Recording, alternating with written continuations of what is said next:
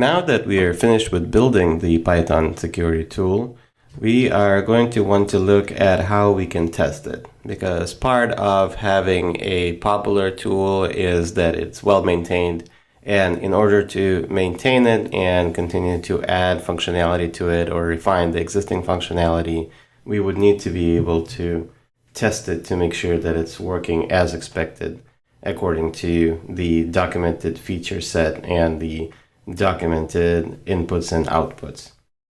So because this is a command line application and it's really a script, I wouldn't really go too far into unit testing, because we're not really doing very complex object-oriented design here. So there's not really a lot of separate units of code to look at unless we change up the design of the application itself. So here we can really go for something like integration testing. And integration testing really comes down to being able to test an application almost like a black box without trying anything specific to the code inside of the application. It's more about testing along the outside edge of the application, meaning that you interact more with the surface. So like you send in certain inputs and then you expect certain outputs, and then you compare the actual outputs against what your expectations were, and that's how you decide if tests have passed or failed. So one of the things when we are talking about our integration tests is we need to test for error conditions.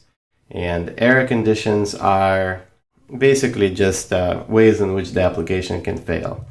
So we've seen during our development that if we don't provide output or input files that are in the proper format, we can have some error conditions. We also have seen that if the input file has certain misconfigurations, that could potentially cause errors.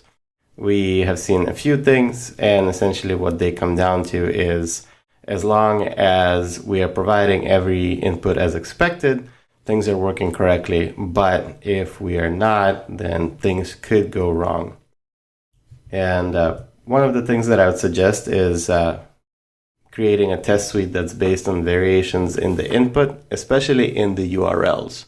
So what happens if a URL is not available, or if it sends a redirect instead of a 200?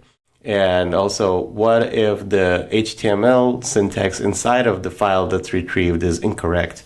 These are all things worth considering if you're building out a test suite for this kind of a security analysis tool, and how you would handle it. And so when we talk about writing tests, we often want to talk about tools.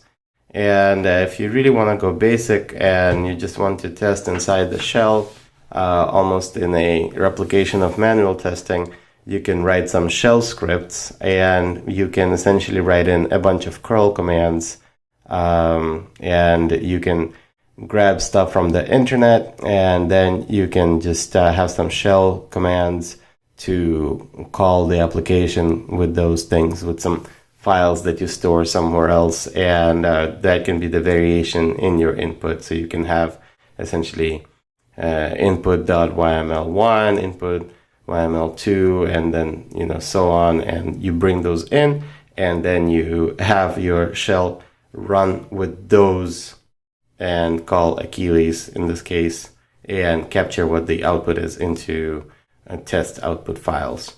But if we are going to be a little more sophisticated about it, then we can talk about some tools like BATS. And BATS is a batch testing automation tool. It was written by Sam Stevenson. It's available from his GitHub. He's from the Basecamp team. They're the company that supports and produces Rails. He's a very smart guy. He wrote this for exactly this purpose, that when you have some bash compatible tools, like this is a bash compatible tool, how do you test it? Like, what's the kind of nice way to test it? So this provides you with, if you're familiar with RSpec, it provides you with some RSpec compatible syntax. It will look familiar. It provides some of the same kind of output. So you can write your test suite in that format and then run it using the commands from bats. And you can look at the syntax here at this GitHub link. And there's also an older tool called expect. And this is actually a tool that's been around for many years, and it's been used for testing a lot of applications, like even something like Telnet. And so it goes way back. And as a result, of course, it's pretty solid and proven. Documentation wise, I think you'd have to dig around a little bit. It might not be the best website to look for documentation on, but definitely interesting to take a look regardless, because this is how a lot of the kind of core tools on the command line have been tested over the years. So those are some of my ideas for doing the testing, and hopefully you take a look and let me know what you think.